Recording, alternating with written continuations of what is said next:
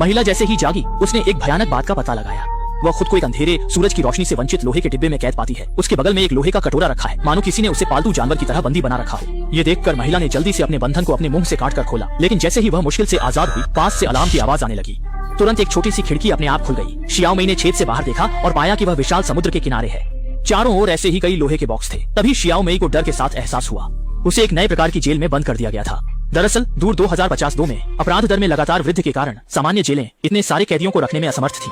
इसलिए उच्च अधिकारियों ने इस नए प्रकार की जेल का निर्माण किया, जहां सभी अपराधियों को इन लोहे के बॉक्स में कैद किया जाता था और फिर ड्रोन द्वारा उन्हें दुर्गम स्थानों पर ले जाया जाता था।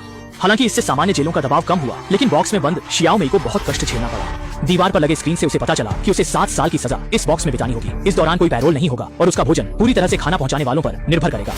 केवल 7 साल की सजा के बाद ही उसे रिहा किया जाएगा। यह सुनकर शियाओ मई टूट गई, चिल्लाते हुए कहा कि वह दौई से भी ज्यादा बेकसूर है, क्योंकि उसका अपराध सिर्फ सार्वजनिक स्थान पर शौच करना था। इसके लिए इतनी कठोर सजा उचित नहीं है। यह निश्चित रूप से किसी ने मुझे फंसाया है।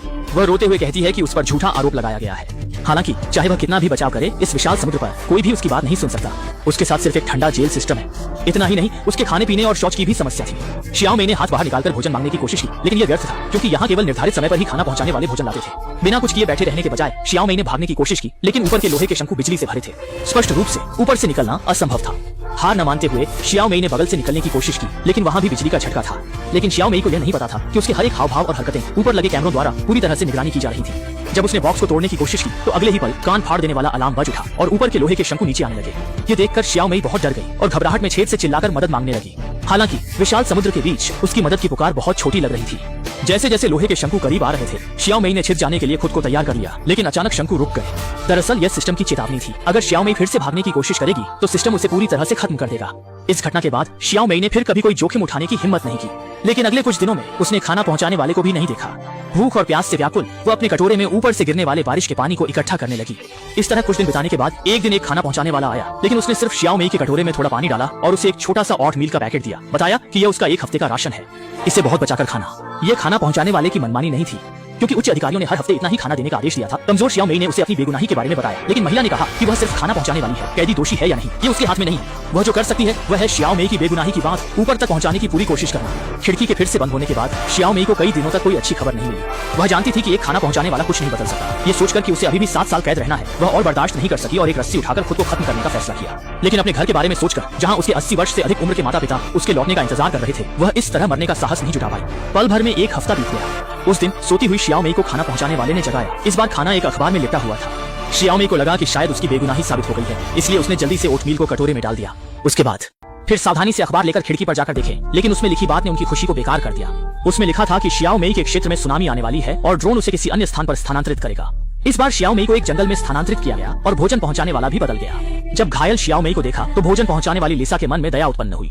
वह अच्छी तरह जानती थी कि इस परिस्थिति में शियाओ मई को सबसे ज्यादा साथ और प्रोत्साहन की जरूरत है। उसने शियाओ मई को कहानियां सुनाई और उसे हिम्मत रखने के लिए प्रोत्साहित किया। कहा कि शायद किसी दिन उसके अन्याय का निवारण हो जाएगा। लिसा की सांत्वना सुनकर मरणासन्न शियाओ मई के मन में अंततः एक किरण की उम्मीद जगी। जब लिसा का भोजन वितरण समय समाप्त हुआ, शियाओ मई ने अनाज खाते समय पाया कि उसमें एक छोटी सी किताब छिपी हुई थी। ऊपर लगे निगरानी कैमरे की ओर देखा। अगर पकड़ी गई तो बहुत बुरा होगा। उसने तुरंत अपने शरीर को झुकाकर देखा और पाया कि यह एक उपचारात्मक पुस्तक थी, जिसने शियाओ मई के मानसिक संसार को समृद्ध किया। हालांकि इस कठोर लोहे के बक्से में आग की गर्मी ने बक्से के अंदर का तापमान बहुत अधिक कर दिया था। शियाओ मई हर दिन पसीने से तरबतर रहती थी और उसके पूरे शरीर से पसीने की दुर्गंध आती थी। वह केवल बची हुई थोड़ी सी पानी से अपने शरीर को साफ कर सकती थी और फिर गंदे पानी को खिड़की से बाहर फेंक देती थी। लंबे समय तक कुपोषण के कारण शियाओ मई बहुत दुबली हो गई थी। अच्छा था कि वहाँ अक्सर कॉकरोच आते थे और भूखी शियाओ मई को उन्हें खाकर अपनी भूख मिटानी पड़ती थी। लिसा भी कभी कभी शियाओ मई की देखभाल करने आती थी। लेकिन ऐसे दिन ज्यादा नहीं चले। उस दिन लिसा एक बुरी खबर लेकर आई, क्योंकि समुद्र किनारे का बेस अब स्थिर हो गया था। इसलिए अधिकारियों ने शियाओ मई को वापस वहाँ भेजने का फैसला किया और भोजन पहुँचाने वाला भी बदल जाएगा।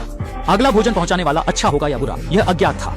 जल्द ही एक तेज झटके के साथ शियाओ मई को फिर से समुद्र तट पर स्थानांतरित कर दिया गया, अनजान कि यह उसके दुस्वप्न की शुरुआत होगी। इस बार भोजन पहुंचाने वाला एक पुरुष था, जो शियाओ मई के सामने सेब खाने का दिखावा कर रहा था। उस आदमी को स्वाद लेकर खाते हुए देख प्यास से बेहाल शियाओ मई के मुंह में पानी आ गया। इसलिए उसने उस आदमी से एक सेब देने की विनती की, लेकिन वह फिर भी बिल्कुल बेपरवाह रहा और अपने आप ही खाने में लगा रहा। जब शियाओ मई ने मांगना छोड़ दिया, तब उसने एक अनुचित सौदा प्रस्तावित किया। शियाओ मई जानती थी कि अब उसके पास केवल अपना शरीर ही बचा है, जिसका वह व्यापार कर सकती है। सेब का स्वाद चखने के लिए उसे सहमत होना पड़ा और उसने छोटी खिड़की से भोजन पहुंचाने वाले को अपनी सबसे कीमती चीज दे दी। लेकिन दोनों के लिए अप्रत्याशित रूप से इस अवैध व्यवहार को ड्रोन द्वारा जल्दी ही स्कैन कर लिया गया और अनगिनत गोलियां तुरंत बरसने लगी। सौभाग्य से गोलियां केवल छूकर निकल गईं और शियाओ मई के महत्वपूर्ण अंगों को नहीं लगी। समायोजन के बाद शियाओ मई तुरंत खिड़की पर गई और उस कठिनाई से प्राप्त सेब को पकड़ने के लिए हाथ बढ़ाया।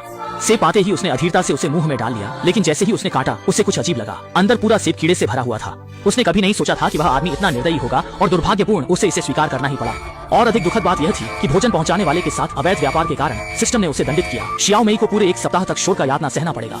इस 1 सप्ताह के दौरान लोहे के बक्से में अलार्म लगातार बजता रहेगा। इस तरह के उच्च दबाव वाले वातावरण में शियाओ मेई बिल्कुल सो नहीं पाई। धीरे धीरे उसे भ्रम होने लगा और उसे लगा जैसे उसका पूर्व सुंदर रूप उसका मजाक उड़ा रहा है। शियाओ मेई ने इस तरह निराशा और पीड़ा में 2 महीने बिताए। इस दिन बाहर चमकदार आतिशबाजी हो रही थी। नए साल का जश्न मनाने के लिए अधिकारियों ने सभी कैदियों को सामग्री वितरित की और शियाओ मेई को भी लंबे समय बाद एक गाजर मिली। लेकिन लंबे समय तक कुपोषण के कारण उसके दांत बहुत कमजोर हो गए थे और एक काटने पर ही उसका दांत टूट गया। अगले दिन बाहर से एक नया भोजन पहुंचाने वाला आया, जिसने बिगड़ी हुई शियाओ मेई को देखा। दया से भरकर उसने एक ब्लेड लोहे के बक्से में फेंक दिया। वह पहले भी लोहे के बक्से में सजा काट चुका था। वह अच्छी तरह जानता था कि यह यातना असाधारण है, इसलिए उसने शियाओ मेई को चेतावनी दी कि निरंतर पीड़ा झेलने के बजाय वह लोहे के टुकड़े से अपनी जीवन लीला समाप्त कर ले। दर्द से व्याकुल शियाओ मेई ने ऐसा करने की सोची, लेकिन जब उसने याद किया कि वह अब तक कितना समय जेल में बिता चुकी है तो उसने हार नहीं मानी। हालांकि उसके लिए और भी दुखद बात यह थी कि पिछली बार भोजन पहुंचाने वाले के साथ हुए लेनदेन के कारण शियाओ मेई ने पाया कि उसका पेट फूल रहा था। स्पष्ट था वह उस व्यक्ति के बच्चे के साथ गर्भवती हो चुकी थी। औरत कमजोर होती है लेकिन मां बनकर मजबूत हो जाती है। हालांकि यहाँ की परिस्थितियां बेहद कठिन थीं, फिर भी शियाओ मेई ने बच्चे को जन्म देने का फैसला किया। सौभाग्य से समुद्र में सुनामी आने वाली थी और शियाओ मेई का लोहे का बॉक्स फिर से जंगल में ले जाया गया, जहां उसकी मुलाकात लिसा से हुई। जब लिसा को पता चला कि शियाओ मेई गर्भवती है तो उसने उसे चुपके से विशेष देखभाल देने का फैसला किया। लेकिन कुछ ही दिनों बाद शियाओ मेई को फिर से समुद्र के किनारे स्थानांतरित कर दिया गया। लिसा उससे मिलने आना चाहती थी, लेकिन उसे हर दिन बहुत लंबी दूरी तय करनी पड़ती थी। समस्या की जड़ से समाधान करने के लिए लिसा ने शियाओ मेई को यहाँ से बचाने का फैसला किया। लेकिन जब दोनों चुपके से योजना बना रहे थे तब ऊपर लगे सीसीटीवी कैमरे ने उन्हें देख लिया।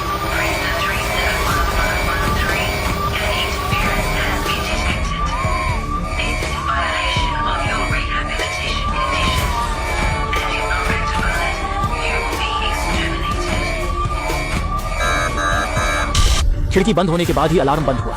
लेकिन उस दिन के बाद शियाओ मेई ने लिसा को फिर कभी नहीं देखा और भोजन पहुंचाने वाला भी एक पुरुष बन गया। हालांकि वह कठोर भाषा का इस्तेमाल करता था, लेकिन जब उसे पता चला कि शियाओ मेई गर्भवती है तो उसने उसे परेशान नहीं किया, बल्कि चेतावनी दी कि वह कोई गड़बड़ न करे। केवल अगर वह ईमानदारी से सुधार प्रक्रिया को स्वीकार करेगी तभी उसे बच्चे को जन्म देने की अनुमति मिलेगी। फिर उसने दूर जल रहे लोहे के बॉक्स की ओर इशारा किया। अगर शियाओ मेई नहीं मानेगी तो यही उसका अंजाम होगा। शियाओ मेई ने यह देखकर तुरंत हामी भर दी। दिन बीतते गए और जल्द ही प्रसव का समय आ गया। दर्द भरी पीड़ा के बाद शियाओ मेई ने सफलतापूर्वक बच्चे को जन्म दिया।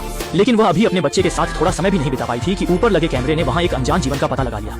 तुरंत ऊपर से धुआं उतरा। शियाओ मेई ने बच्चे को अपने पास सुरक्षित रखने की कोशिश की, लेकिन धुएं में नींद लाने वाला प्रभाव था। कुछ ही देर में वह बेहोश हो गई। जब वह फिर से होश में आई तो उसके बगल में बच्चा गायब था। निराशा में उसने ऊपर की ओर चिल्लाया, लेकिन यह सब व्यर्थ था। बाहर की दुनिया में अपने बच्चे के बारे में सोचकर शियाओ मेई ने हिम्मत करके आगे बढ़ने का फैसला किया, ताकि जैसे ही उसकी सजा पूरी हो वह अपने बच्चे से मिल सके। लेकिन दुर्भाग्य से इस क्षेत्र में फिर से ज्वार आया और समुद्र का पानी वेंटिलेशन से लोहे के बॉक्स में प्रवेश करने लगा। शियाओ मेई ने अपने हाथों से रोकने की कोशिश की, लेकिन यह भी बेकार था। वह केवल ड्रोन की मदद से बचाव की उम्मीद कर सकती थी। देखते ही देखते समुद्र का पानी लोहे के बॉक्स को लगभग डुबो चुका था, लेकिन ड्रोन फिर भी नहीं आया। वह केवल किनारे को पकड़कर डूबने से बच सकता था। जब तक शियाओ मेई लगभग डूबने ही वाली थी, तब अधिकारियों ने आखिरकार ड्रोन भेजकर बचाव कार्य शुरू किया।